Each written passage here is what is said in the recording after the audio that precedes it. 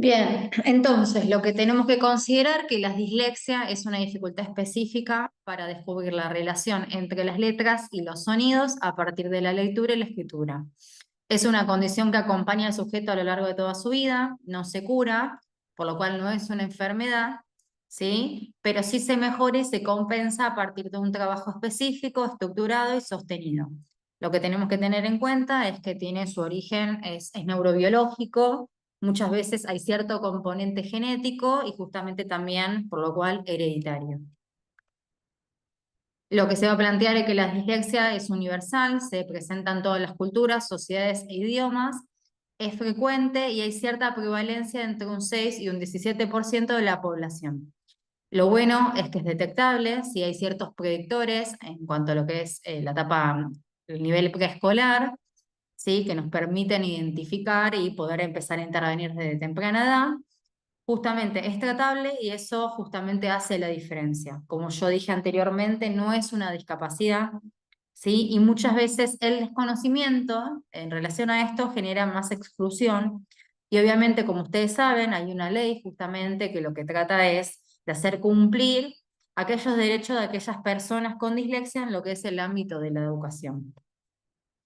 ¿Qué tenemos que tener en cuenta además? Hay ciertas consecuencias que son a nivel secundarias que generan justamente este tipo de condición. Uno tiene que ver con dar lugar a un déficit en relación a la comprensión lectora, ¿sí? Y después otra de las consecuencias que se van a presentar tiene que ver con la reducción del vocabulario y el conocimiento a nivel general. Uno generalmente cuando hace una evaluación cognitiva, un perfil cognitivo, y uno puede empezar a poder identificar algunas cuestiones y tener cierta hipótesis de que hay una cuestión de un cuadro clínico compatible con una dislexia. Uno ve que todo lo que es las áreas vinculadas a lo que es conceptos, vocabulario, semejanza, justamente está más descendido. Como dije anteriormente, y que esto es importante, tiene un origen neurobiológico, ¿sí? Y hay cierta incidencia en donde, en relación a los factores genéticos, en donde que esto se transmite a nivel generacional, ¿sí? A nivel puntualmente genético, ¿sí? Entre hermanos y a veces entre padres e hijos, ¿sí? Bien.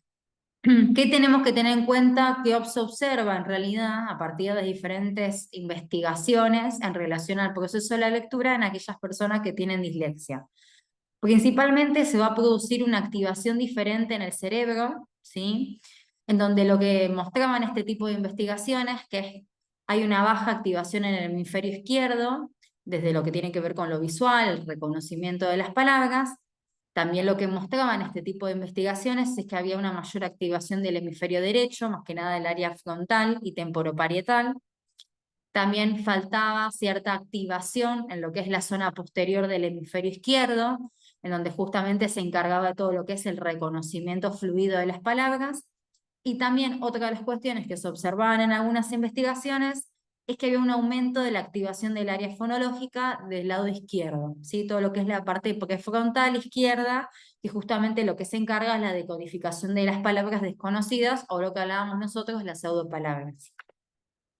Bien, ¿a qué va a estar asociado este tipo de condición? Tiene que ver con cierto déficit en relación a la discriminación visual, habilidades fonológicas, aspectos más de índole prosódicos y justamente lo que es la memoria de trabajo. Yo recién les decía que cuando uno hace una evaluación cognitiva de un niño con estas características o a un adulto con estas características, todo lo que es vocabulario y generalmente memoria de trabajo están descendidas, ¿sí?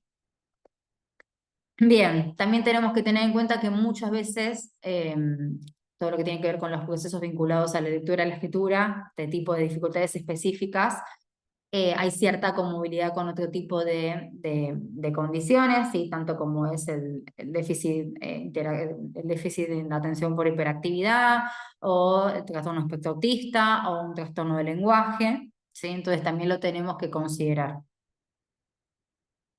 Bien, se van a establecer dos tipos o dos clasificaciones en relación a los tipos de dislexia.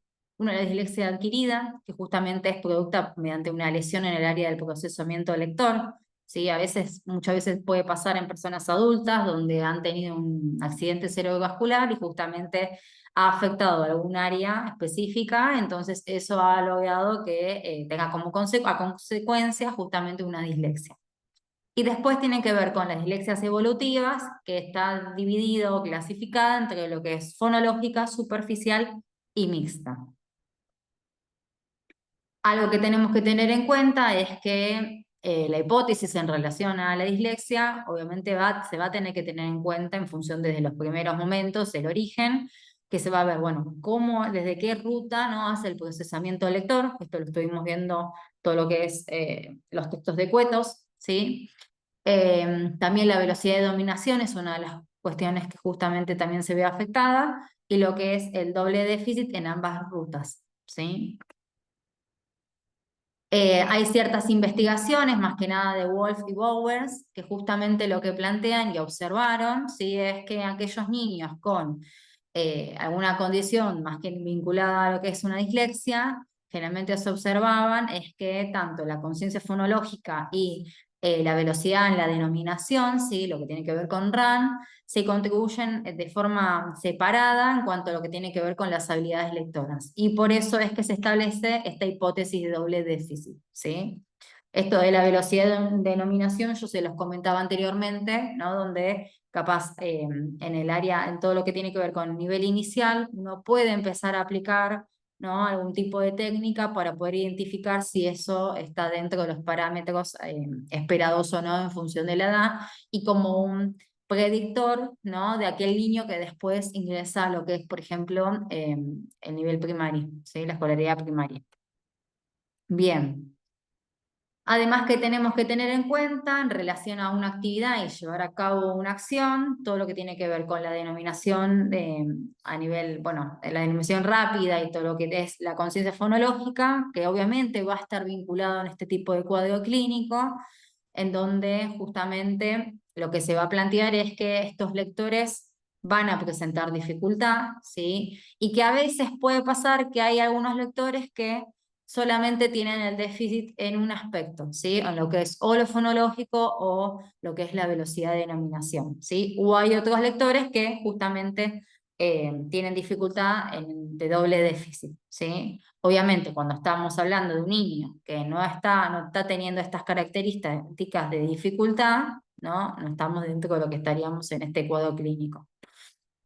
Bien, ¿cuáles serían aquellos predictores, ¿sí? Que nos permiten justamente identificar previamente para también dar lugar a una intervención temprana, ¿sí? Dentro de lo específico, a considerar, ¿sí? Uno tiene que ver con el vocabulario, otro tiene que ver con la conciencia fonológica, también todo lo que es el reconocimiento de letras, y por último la denominación rápida y automática, RAN, que era un poco lo que yo les decía anteriormente, ¿sí?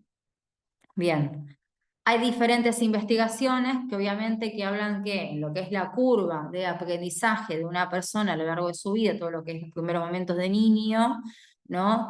Uno puede observar que aquel niño capaz tiene un lenguaje típico, después está un poco tardío, después también todo lo que tiene que ver con el contexto, la estimulación y la historia familiar, la poca vinculación a lo que es la lectura, más todo lo que venimos hablando anteriormente, antecedentes familiares, todo lo que tiene que ver con, bueno, la poca también estimulación, hace que un niño o una persona tenga más riesgo justamente de tener este tipo de condición, ¿sí?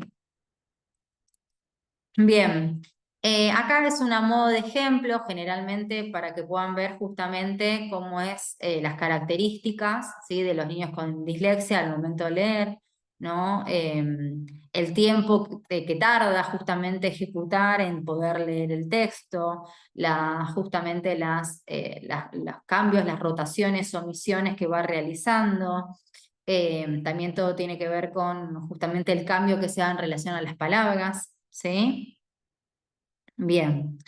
Y acá vamos a plantear otro tipo de pautas que tenemos que considerar, que a veces, obviamente, no en todos los casos, pero que es importante también como complementario a los observables. Principalmente cierta torpeza motriz, generalmente para tratar de en el momento, al momento de leer, ¿no? Sobrellevar la situación y que sea lo más amena posible, va a intentar ser como más extrovertido, ser como el payaso del aula, ¿sí? Tratar de obviar o tratar de zafar, ¿sí? De la situación de la lectura. Generalmente hay pocas ganas en relación a querer ir a la escuela, dificultades en cuanto a la atención, cierto cansancio, irritabilidad, rechazo por ejemplo, tener que leer ciertas películas que están subtituladas, tendencia a querer copiar o copiar lo del compañero. Y lo que se plantea es que justamente esta frustración y estas cuestiones aumentan las situaciones también de las evaluaciones, ¿sí? Entonces, todo esto nos ayuda justamente a complementar un poco más estos observables que tenemos que tener en cuenta en los niños. Algo que me parecía importante que lo puedan incorporar, a ver, hoy en día hemos avanzado en muchos aspectos y parte de todo lo que los avances y en relación al aprendizaje también tiene que ver con la incorporación de las nuevas tecnologías. Acá es un pantallazo general de diferentes recursos, ¿sí? Sabemos que cuando estamos trabajando o interviniendo con niños con alguna condición de la lectura, justamente todo lo que es tener que leer textos muy extensos genera más complejidad. Entonces, bueno, poder utilizar lectores de texto, poder utilizar archivos para que el niño pueda de forma oral transcribir lo que quiere expresar, tener que hacer un resumen. Sí, ustedes acá tienen diferentes como aplicaciones que yo les puse. Tiflo Libro generalmente es una aplicación que hay libros en realidad en versión audiolibro, entonces le permiten justamente si tienen que rendir algún examen o algo de un libro como bastante relevante y conocido, bueno, seguramente lo pueden encontrar ahí justamente para utilizarlo como recurso. Tanto Balabonca, ¿sí? O otro tipo capaz de lectores de texto como Natural Reader, ¿no? Bueno, ayudan justamente como lectores de texto. Obviamente en lo posible digitalizar, ¿sí? Cuando hay algún texto capaz que le den en la escuela y que eso se le va a hacer más difícil o cuando están como en tonos más oscuros y que no se llega a ver, entonces uno también puede utilizar estos recursos justamente para hacer más ameno el aprendizaje, ¿sí? Otra de las cuestiones que tenemos que tener en cuenta es que considerando todo esto, ¿no? Y este desgaste, este doble esfuerzo que realizan, ¿no? Estos niños, bueno, eso obviamente va a tener cierta implicancia y cierto efecto a nivel emocional, sí, y afectivo, ¿sí? Entonces lo que a veces se plantea es que este nivel de exigencia, este nivel de esfuerzo constante, ¿sí? A veces puede dar lugar a una cuestión más bien depresiva o trastorno de ansiedad, por eso la importancia de automáticamente ir acompañando. Igual, independientemente de esto, tiene que haber cierta predisposición o cierto antecedente también para poder para que se genere esa comorbilidad, ¿sí?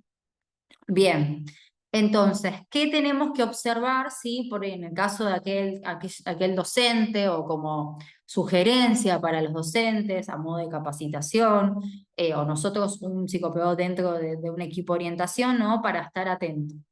Principalmente es en relación a los procesos básicos de la adquisición, tiene que ver con cómo está desarrollada la conciencia fonológica, cómo está en relación a la denominación, ¿sí? La denominación rápida, todo lo que tiene que ver con la complejidad en cuanto a la ortografía y también la automatización. En relación a la comprensión, tenemos que observar si hay una estructura más bien textual en relación a la comprensión lectora, si puede construir inferencias, si poder hacerse preguntas en relación al texto, y si justamente puede utilizar otro tipo de estrategias cognitivas como es la autorregulación o también la metacognición, justamente para ir haciendo el seguimiento que requiere, ¿no? Al momento de leer y después dar lugar a la comprensión lectora. Bien, con esta parte ya terminamos la primera parte de la unidad número 3. Así que bueno, después, más adelante, ya vamos a comenzar con la parte número 2.